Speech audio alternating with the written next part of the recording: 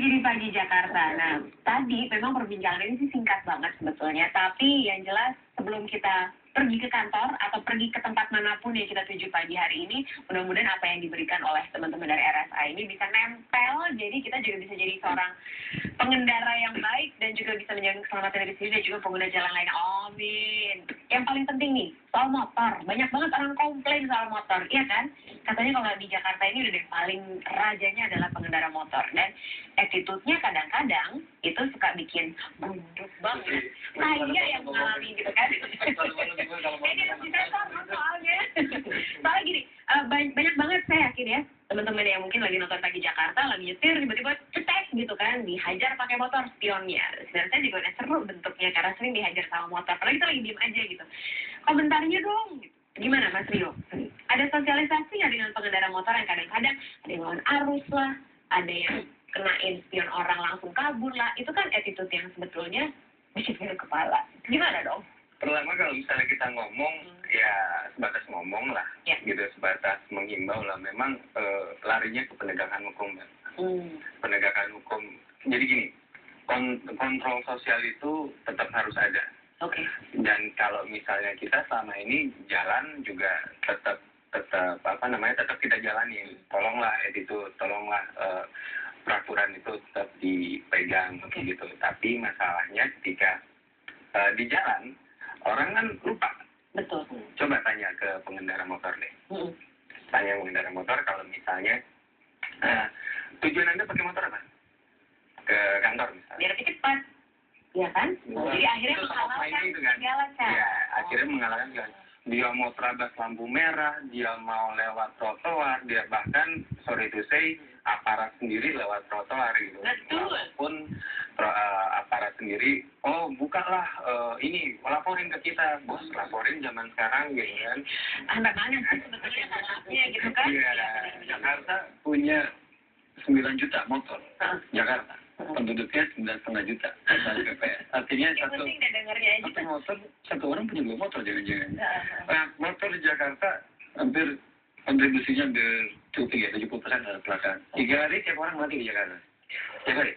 Dan 2 ini pemotor. Kenapa? Karena memang populasinya lebih tinggi. Tapi problemnya kenapa pemotor begitu dasar seperti Mas Ria bilang. Kemarin ada seorang mahasiswi yang baru selesai, sekarang sudah jadi sarjana ya. Mereka ajak kita RSA, minta masukan. Dia meneliti ternyata self control dari pemotor itu kurang. Kenapa? Karena 2. Persepsi mereka terhadap reward and punishment nggak jelas. Jadi mereka pikir, ngapain gue juga tertib, nggak ada penghargaan. Betul. Gue juga ngelanggar, nggak dipapain. Balik lagi regulasi, sebenarnya ini penting banget ya. Saya kan R-nya kebetulan rules. S-nya nulis skill. A-nya attitude. Bisa banget, oh ya. Jadi kalau bicara motor, kami sih hanya bisa berdoa dan coba dengan pressure bahwa suatu titik kami percaya yang namanya tadi ya, pengen cepat, pengen murah, jangan menjadi kalimat selamat sampai duluan. Tetapi selamat sampai tujuan. Karena sekarang berkembang selamat sampai duluan. Nah, itu biar Rossi aja. Iya, Rossi aja ya.